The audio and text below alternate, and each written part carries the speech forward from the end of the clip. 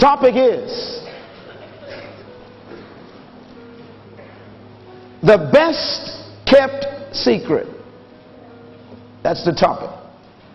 The best kept secret.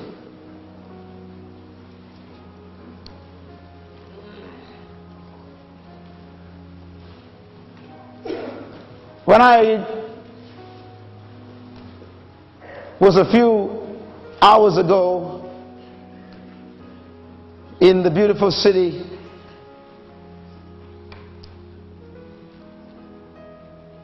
that I was in last, it was a strange experience. I drove past a beautiful cemetery. And in this cemetery there were well-carved tombstones. Beautiful.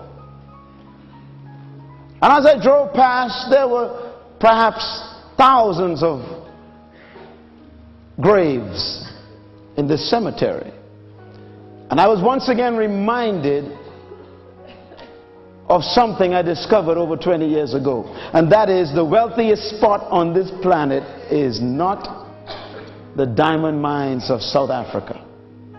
It's not the oil fields of Iran or Iraq. It's not the uranium mines of the Soviet Union. It's not the oil wells of Iraq.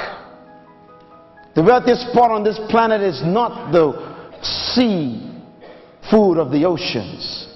But the wealthiest spot on this planet is right in your neighborhood. It's the cemetery. If I could mine the cemetery like you mine gold, I would be the wealthiest man on the planet. Why is the graveyard so wealthy? Why is there so much treasure in the cemetery? Why? Because buried in the cemetery are dreams that were never fulfilled, books that were never written, ideas that never became reality, visions that were never manifested. There in the graveyard are paintings that were never painted, songs that were never written, books that we'll never read. In the cemetery are great manufacturing plants that were never built.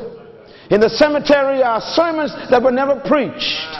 The cemetery is pregnant with unused success. Buried in the cemetery is treasure that makes God weep. My greatest fear tonight is very simple, and that is, I am afraid that most of you in this room and in this auditorium tonight, and perhaps watching this program, you are going to add to the treasure and the wealth of the cemetery. And that makes me very sad. Because buried inside of you are dreams that you still carry, ideas that God planted in your heart that you still haven't done yet, paintings that you've been planning to paint, and books you've been thinking about writing, and paintings you keep procrastinating about. And what I'm so concerned about is we'll never see your painting. We'll never sing your song. We'll never read your book, and we'll never operate in your business, and we'll never experience the invention that you keep procrastinating on.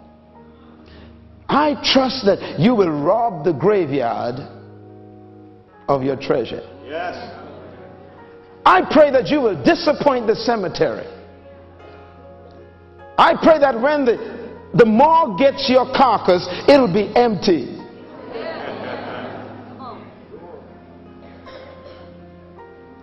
Treasure. What do you call this massive treasure that's in every cemetery? It's called potential. Write the word down. Potential. Everybody say it. Potential. Say it one more time. Potential. Why is this called potential? Well, potential, I want to define it for you one more time. Potential is untapped power. Potential is unused ability. Are you ready? Potential is dormant strength. Potential is hidden power. Potential is all you could be but you haven't become yet. Potential is how far you can go in life, but you haven't gone yet. Potential is who you really are, but we haven't seen you yet. Potential is everything you could be, but you haven't become it yet. Potential is all you can do, but you haven't done yet. In essence, potential is never what you've done. Please make a note of that. Potential is never what you've done. It's always what you could do, but you haven't done yet. In essence, whenever you've done something, it's no longer your potential. Therefore, potential is everything that is yet unused, that is still within you. I am convinced that God has buried in every human being, all 5.2 billion of us, treasure that is yet to be tapped. Let's put it this way. If potential is not what you've done, but what you could do, then whatever you've done is no longer your potential. Therefore, you should never be impressed by what you've done, because if you are impressed by what you've done, it'll stop you from doing what you could do. The greatest enemy of progress is your last success. The greatest threat to moving ahead is getting excited about where you are. Whenever you feel like what you've done is the best you could do, you just died. No matter what you've done, if it didn't kill you, there's more left.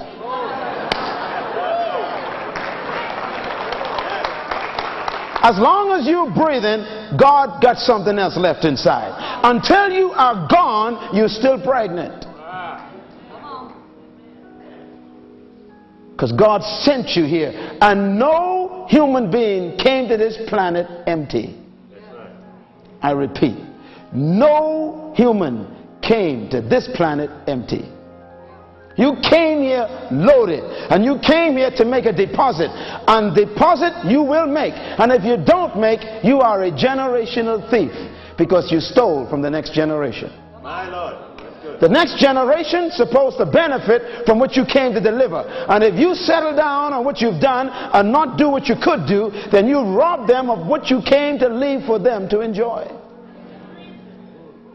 And that is why you should never allow what you've done to stop you from doing what you could do.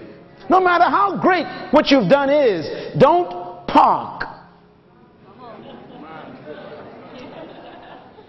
Tell your neighbor, I feel my baby moving.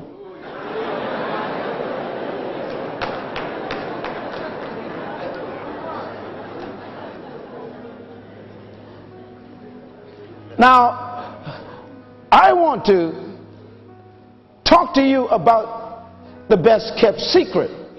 And the best kept secret is a strange secret, because only one person has it. And the secret is about you. There's a secret about you that nobody knows except the one who manufactured you. There's information on you that has been kept, because if it was ever given to anybody else, they won't believe it.